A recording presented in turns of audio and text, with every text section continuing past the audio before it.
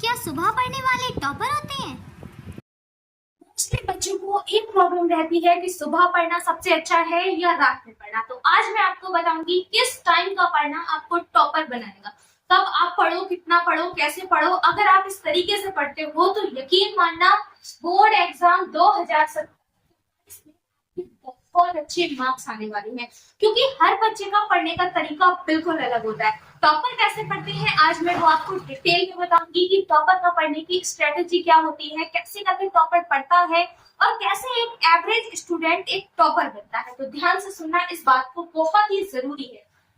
सुबह पढ़ना बेहतर है या रात में? हर बच्चे के दिमाग में एक क्वेश्चन आता है कि मैं सुबह पढ़ूं या मैं रात में पढ़ूं, कौन सा टाइम मेरे लिए बेस्ट है?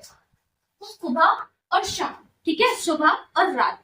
तो कोई भी टाइम परफेक्ट नहीं होता, चाहे आप सुबह पढ़ लो या शाम पढ़ लो। आपका माइंड या फिर आप कितने टाइम में कंसंट्रेशन फुल दे पाते हो वो डिपेंड करता है। लेकिन हाँ, कुछ टाइम होता है जब हम पढ़ते हैं तो हमारे माइंड में वो चीजें बहुत अच्छे से फिक्स हो जाती हैं।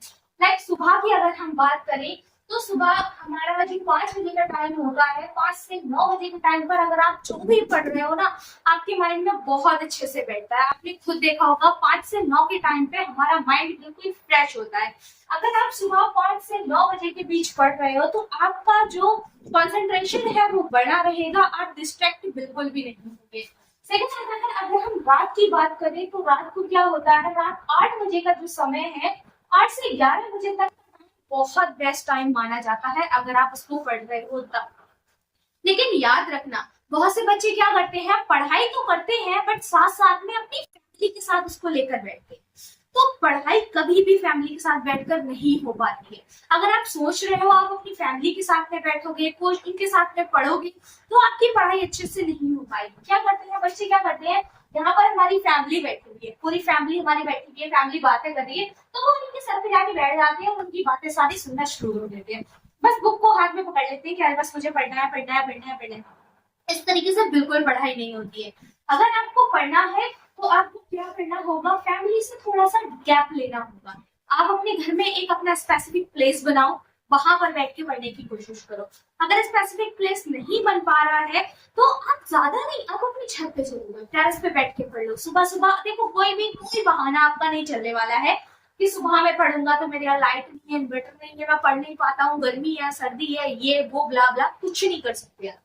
सुबह 5 से 9 बजे का टाइम क्या होता है, नेचुरली हमें लाइट मिलती है। कोई भी आपको लाइट की जरूरत नहीं है, कोई फैन की जरूरत नहीं है। जो नेचुरली वहां पे फ्रेशनेस फील होती है ना, हमें वहां इतना ठंडी का टाइम होता है सुबह सुबह में, चाहे गर्मी हो चाहे सर्दी हो, आपको 5 बजे से 9 बजे तक परफेक्ट टाइम मिलेगा। आप अपनी स्टडी को अच्छे से कर पाओगे। 8 से 11 लंच वगैरह, अपना अपना डिनर वगैरह फिनिश करो और बैठते जाओ पढ़ने के लिए। जब तक सबका सोने का टाइम हो, आपका भी सोने का टाइम हो जाएगा, सबके साथ में आराम से सो, सुबह को फिर उठ जाओ अपने 6 बजे आराम से उठो, कोई जरूरत नहीं है। अगर रात इधर पर उठ रहे हो तो अपना टाइम मैनेज कर लो, कोई भी प्रॉब्लम नहीं आएगी। उसके बाद में आता है कि हम पढ़ाई को कैसे और कितने घंटे करें। मेरी बात अगर हम मानो तो सेल्फ स्टडी 3 आवर्स इनफ। 3 घंटे की सेल्फ स्टडी बहुत है, इससे ज्यादा सेल्फ स्टडी मत करो, क्योंकि आप स्कूल जाते हो, आप ट्यूशन करते हो, आप सेल्फ स्टडी करोगे तो माइंड ही तो है, क्या क्या कर लोगे एक बार में, इतना कहाँ से करोगे, मैनेज नहीं हो पाएगा। सेल्फ स्टडी करनी है, उस 3 घंटे में ये करनी है। 1 आवर क्या करना है, अपने आप को पक्का वाला देना है, उसको रीडिंग करना है। 1 आवर में क्या करना है आपको, वही आपका ट्यूशन का टाइम निकल जाएगा और जो 1 आवर आपका बचेगा उस सब में आपको रिवीजन कर लेना है। उसके अलावा कुछ नहीं करना है, कोई माइंड का प्रेशर नहीं बनाना है, कुछ दिमाग में नहीं लाना है, कैसे पढ़ूं कैसे नहीं पढ़ूं, कुछ मत करना।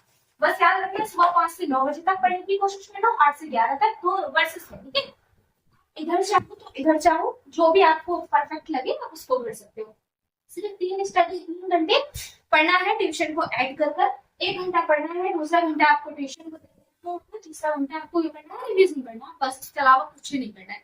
अगर आप ये आदत अपनी शुरू से बनाते हो, जब से आपका स्कूल ओपन होता है, और अगर ये आदत आप बना लेते हो तो याद रखना, जब आपका एग्जाम टाइम आएगा ना, जब आपका जनवरी फरवरी आएगी, तो आप याद करोगे कि हाँ, कोई था जो मुझसे कह रहा था कि बच्चा मेहनत कर ले, बहुत जरूरी है मेहनत। मेहनत कर ले। अगर आप अभी से मेहनत करते हो तो शायद आप देखोगे कि जो दिसंबर और जनवरी में बच्चे मेहनत से पढ़ रहे होंगे ना, उस टाइम आप सिर्फ चिल कर रहे होगे। आपके पास बहुत टाइम होगा, बहुत टाइम होगा आपके पास।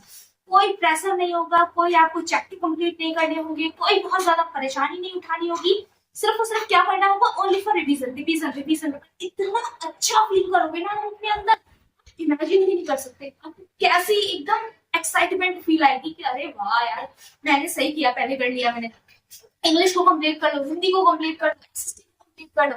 मैथ चलती रहनी दो, मैथ का रिवीजन करते रहो, मैथ चलती रहनी दो, साइंस भी चलती रहनी दो, क्योंकि ये दो सब्जेक्ट ऐसे हैं, आप अगर इसको कंटिन्यू करते रहोगे तो क्या होगा, ये इजी हो जाएंगे। अभी आप अगर इसको करके छोड़ दोगे तो आपकी शायद आगे जाके आपको लगे कि मैं रिवीजन बाद में कर लूंगा। तो उसको करते रहो, उसको कंटिन्यू करते रहो, इनको फिनिश करने की कोशिश करो। ठीक है, तो ये चीज जो है अगर आप इस तरीके से फॉलो करते हो, ऐसे पढ़ते हो, तो यकीन मानना बोर्ड एग्जाम 2027 में आपको अच्छे नंबर लाने से कोई भी नहीं रोक सकता। बस आप कोशिश करते रहो। कोशिश करने वालों की कभी भी हार नहीं होती। अगर देखो बिना कोशिश से तो हमें कुछ भी नहीं मिलता।